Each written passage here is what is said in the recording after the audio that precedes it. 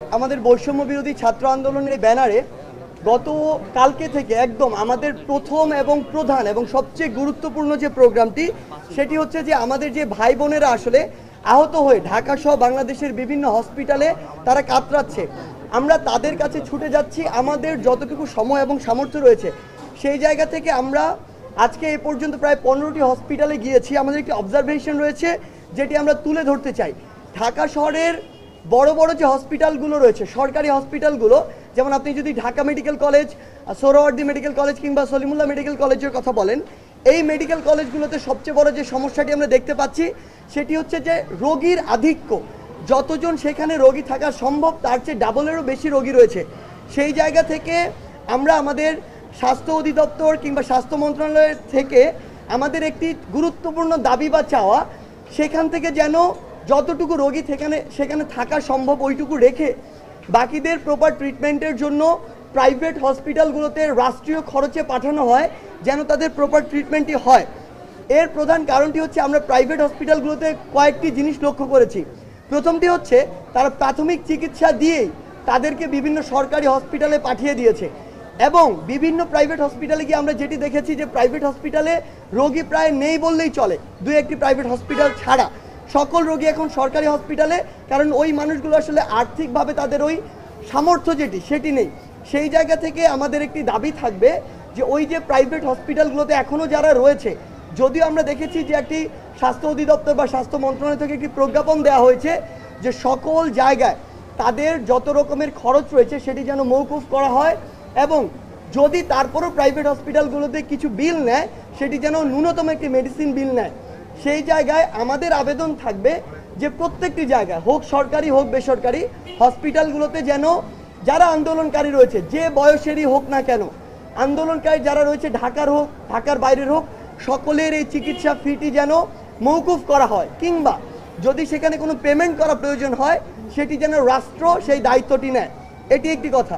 আরেকটি কথা হচ্ছে আমাদের অনেক আন্দোলনকারী রয়েছে কিংবা অনেক সমন্বয়ক সহ সমন্বয়ক রয়েছে, কিংবা ইভেন এখন আমরা দেখছি যে নতুন বিভিন্ন গ্রুপ তৈরি হচ্ছে যারা কেউ ভালো উদ্দেশ্যে কেউ অন্য কোনো অসৎ উদ্দেশ্যে আসলে হসপিটালগুলোতে প্রচুর পরিমাণে পরিদর্শনে যাচ্ছে।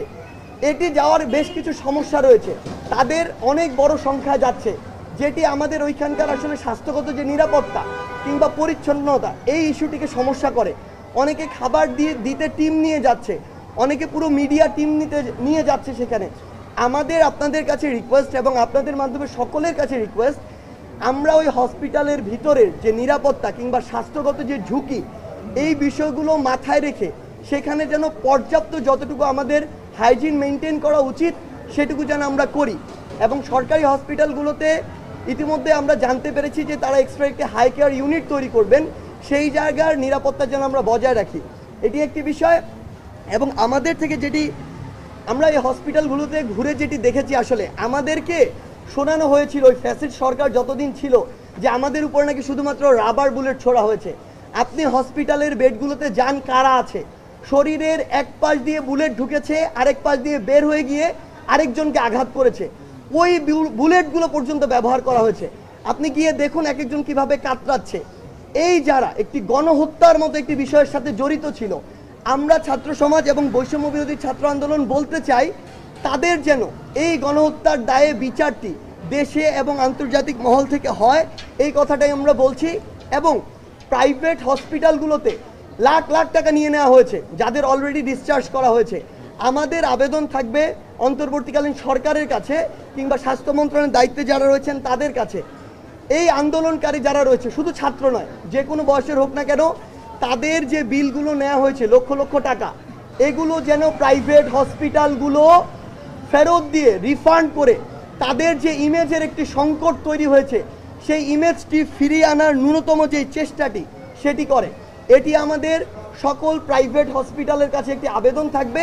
এবং সরকারি হসপিটালের মধ্যস্বত্বভোগী রয়েছে একটি গোষ্ঠী, প্রশাসন জানে ফ্রি দেওয়া হচ্ছে, রোগী জানে না ফ্রি দেওয়া হচ্ছে, রোগীকে বিভিন্নভাবে বোঝানো হচ্ছে এটা লাগবে এটা লাগবে।